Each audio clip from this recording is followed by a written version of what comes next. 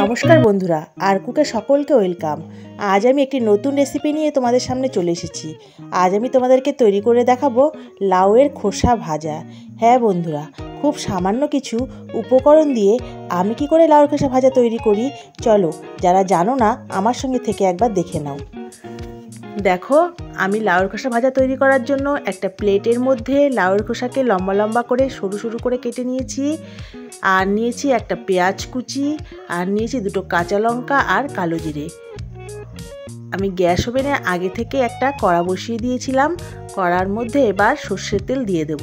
সর্ষের তেল দিয়ে রান্নাটা করলে বেশি ভালো হবে। দেখো, আমি 1.5 চামচ পরিমাণে সর্ষের তেল দিয়ে দিলাম। তেল গরম হয়ে গেছে, এবার ফোড়ন দিয়ে দেব দুটো কাঁচা লঙ্কা আর কালো জিরে।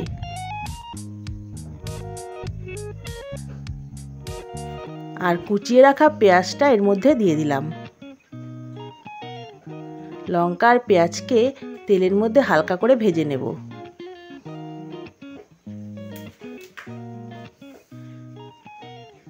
দেখো, ভাজা হয়ে এসেছে।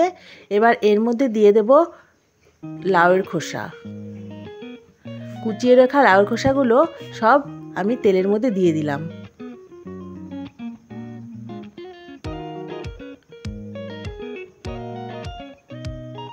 এবার দিয়ে দেব 1/2 চামচ লবণ আর 1/2 চামচ হলুদ গুঁড়ো।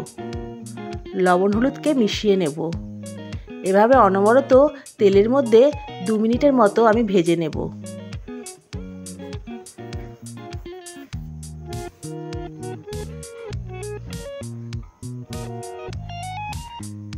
2 মিনিট পর ফিরে এলাম।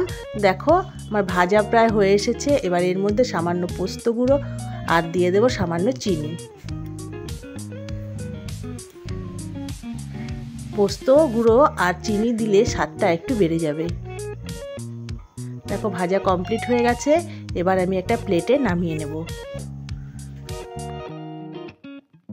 দেখো, লাউয়ের খোসা ভাজা আমি তৈরি করে ফেলেছি। এইভাবে তোমরা লাউয়ের খোসা ভাজা তৈরি করে গরম গরম ভাত কিংবা রুটির সঙ্গে খেতে পারো। খেতে অসাধারণ লাগে। যদি আমার এই ভিডিওটি তোমাদের ভালো লেগে থাকে তাহলে একটা লাইক, কমেন্ট, শেয়ার, সাবস্ক্রাইব করো। সবাই ভালো থেকো, সুস্থ থেকো এবং আমার পাশে থেকো।